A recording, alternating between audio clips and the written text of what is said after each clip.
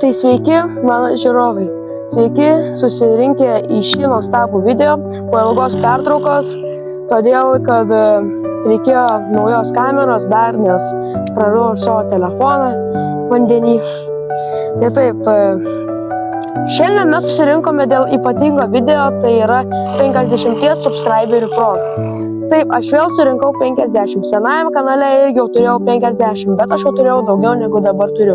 Ten turėjau 82, bet jeigu turėčiau tokį patį kanalą, aš jau būčiau šventęs antrąjį jubiliejų, tai yra 100-asis mano prenumeratorių skaičius. Bet šiandien dar yra 50, nors jeigu įėję į mano kanalą, čia va kamputyje matote, pamatytumėte, kad aš jau turiu 62, jeigu dabar dar nepasikeitė, tai jo. Tai sveiki gyvi atvykę, tai šiandien pradėsime video su visokiamis istorijomis, kaip aš pradėjau YouTube'ą, kokiu bajeriuku, kokiu aš tenais apturėjau dar. Gerai, tai pradėkime nuo viso pirmo, kaip man gimė būti YouTube'ės kūrėjų. Ir dabar papasakosiu, kaip man gimė šį istoriją. Tai taip, aš vieną dieną miegu, sapnuoju, taip norėčiau kelti šitos video į šitą YouTube'ą, norėčiau šiaip būti laimingas, pasidalinti savo gyvenimu dar. Tai jo, ir man tokia gimė idėja naktį. Kitą dieną, čia buvo lapkričio 20 kažkelintą, aš į YouTube Shorts nufilmavau tokį kaip Shortsą, kad aš tipo jau pradedu savo visą YouTube'ą. Ten buvo pradžios video, bet man jį teko ištrinti, nes tai buvo trumpas video Shorts, o aš turėjau, kad būtų vaizdo įrašas. Tai palaukau iki lapkričio 22 dienos ir aš įkėliau pirmą savo YouTube'e vaizdo įrašą ir tenais aš pradėjau pradžią, papasakojau apie save, dar taip susipažinom, viską taip. Bet per šį naują akauntą aš filmavau kovo 20, man rodos, taip. Ir aš irgi vėl papasakau apie save biškį per naują akauntą ir papasakau, kas nutiko su mano senuoju kanalu. Nu va, kamputyje yra straipsnis, galite pažiūrėti. Tai taip, šitai man YouTube'as gan patinka su videosais. Viską aš pats naktimis jungiu pažiūrėti dar. Šiaip man žiauriai patinka YouTube'e, nes aš labai noriu kelti. Kaip čia, svajonė čia buvo mano ir jinai vieną dieną man įsipildė. Ir šiandien atėjo pirmasis jubiliejus. Taip, tai aš kai būdavau mažas irgi, taip, su ranka eidavau, filmuodavau, tipo vaidindavau, kad aš filmuoju, kuriu turinį, bet dabar jau filmuoju gyvai ir rodau jau tikrą kamerą, tikrą mikrofoną, viską. Per šį laiką aš jau turiu ir mikrofoną, kokybiškesnį vaizdą ir dar. Ir viskas pasikeitė. Ir kaip matant, po tiek video aš pagaliau jau sėdžiu lauke. Vien buvo kambarys, pakeičiau vieton. Tai taip.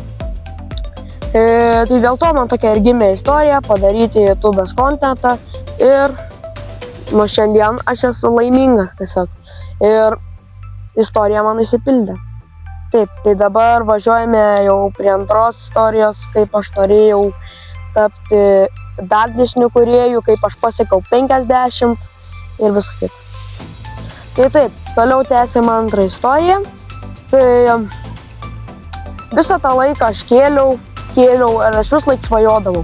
Aš noriu pasiekti 100 000, aišku, tas gal bus labai po daug metų. Tai jo, ir šiandien aš švenčiu pirmą jubiliejų, tai yra 50.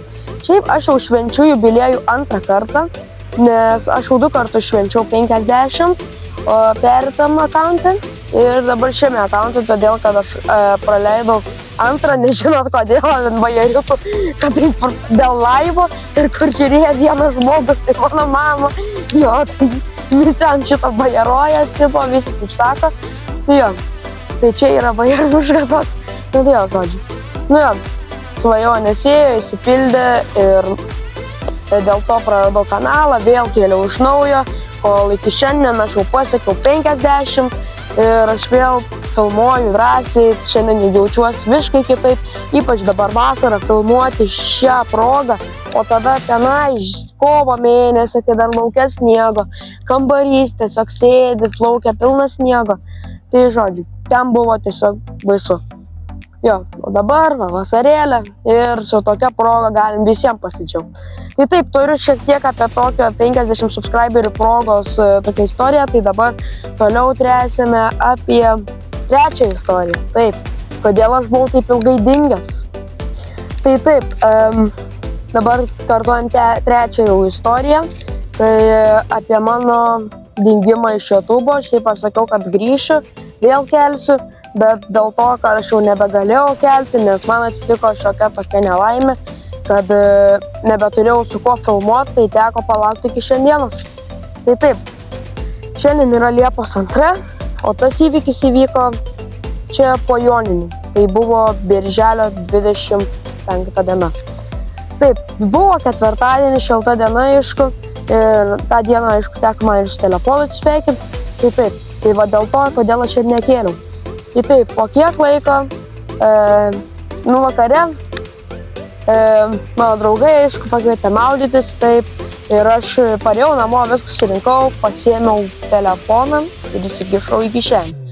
Taip, biški buvau durnas ir nepagalvojau logikos, bet po to baseine logika atsirado. Tai taip, aš viskus daiktus pasiėmiau, ėjau pas draugų, išsimaudžiau ir pamačiau, kad tai suodo dugne, tai buvo mano telefonas. Taip. Man tėtis dažnai sakydavo, kad telefonai yra atsparūs vandeniui, ypač Redmiai. Jie sako, kad jie yra atsparūs vandeniui, bet pasirodo, tai nėra atsparūs, nes mano telefonas turėjo per daug tarpų, nes jis buvo kiaurai išlankstytas. Tai taip sakė mano tėtis iš šio žodžio. Ir taip. Ir tiesiog aš grįžau namo, nežinojom, ką daryti, dar veikia kokį pusvalandį ir po to užgešau prieš 8. Nu gerai, visi sako. Mano teta sakė, kuriai buvo pačiai telefonas į tualetą įkritas. Tai va, jinai pati sakė, kad ta prasme, jai telefonas buvo įkritas į klozetą ir jinai sakė, reikia dėti į ryžius. Įdomiai skamba, daug kas sako, kad telefonas, kuris yra ar suskylęs, ar tiesiog, ar ta prasme, pribėgęs vandens, reikia dėti ryžius, nes taip pasako, kad jie išima drėgnumą iš vidaus, tiek iš išorės. Tai taip, aš telefoną ryžiuose palaikiau apie 1 parą, nes sako, reikia 1 parą laikyti ryžiuose. Telefonas vis tiek neveikia, bet tas buvo tą patį vakarą, kai mano mama sako, kad telefonas jau nebegyvas, kaip tenais bala. Sako, bala nei telefono, bala nei ryžių. Taip buvo. Jo, ne žodžiu. Taip buvo, tai taip, žinau, praradau telefoną, teko kelias dienas pabūti be telefono, su planšetė, kur jinai stipriai lagina, nežinau, kokias šūdo krūvą tokia nupirko. Tai taip, vis taip pačiam juokinga ir kalbėti. Tai jo, teko atbūti ir atbuvau iki vakar, Liepos 1. Naują mėnesį, to pačiu važiavom į Teliją, nusipirkom naują telefoną, tai mano telefonas yra galingesnis už mano buvusi ir mano tėčiaus. Tai taip, pirkau dar galingesnį už 230 ar su viršum. Jo, ir dabar jau šiandien vėl sugrįžau ir vėl filmuoju ir vėl išliko mano YouTube'as. Taip, tai tokia atsitiko istorija, jau šiandien va, jau filmuoju jau su kitu telefonu, kur dabar tiesiai matot mane, ten mes per jį ir filmuojam. Tai taip, tai dabar norėčiau ir atsisveikinti. Taip, aišku, dar video bus video, dar tikrai nedingsiu. Kitam video atskleisiu, kad jau viena bus mano jau YouTube'ės išvyka, bet dabar dar pakol kas nesakysiu. Saugus kitam video, nes dar bus vienas video tikrai ir po to video aš jau paskelbsiu, kur bus ta išvyka. Tai taip, tai ačiū jums visiems, kad jūs mane žiūrite ir taip. Tai dar palaukit, norėjau vieną dalyką priminti, kad aš šiandien į TikToką įkėliau video, tipo, kad spėkit, kur mes keliaujam, taip, kur ta bus išvyka ir kur jūs matysite YouTube'ės kanale. Tai taip, ten bus 2 dalys su ta kelionė susijusios, nebus viskas, tai tiesiog 2 dalys. Jo. Turite tiek naujienų, nueikite į TikToką, parašykite man į komentarus, kokią šalį mes žadame filmuoti video į YouTube ar išvyką. Tai, nu. Tai jo, Tai aš vadinuosi Simonas Pro, parašykite ten, kur yra su Agnelė, parašykite tą video, kur yra, spėkite, į kurią šalį darysiu išvyką YouTube'ės kanale, jūs parašykite, spėkite kokią, nu ir tada viskas. Jūs parašysite ir gal atspėsite, nežinau, ir kitojam video jau atskleisiu. Tai taip, tai ačiū jums visiems, kad filmuojate, kad man, aš kirčiuoju, kad man jūs padedat rinkti subscriberius viską ir būti laimingiausiam pasaulyje, tiesiog surinktą pirmą jubiliejų.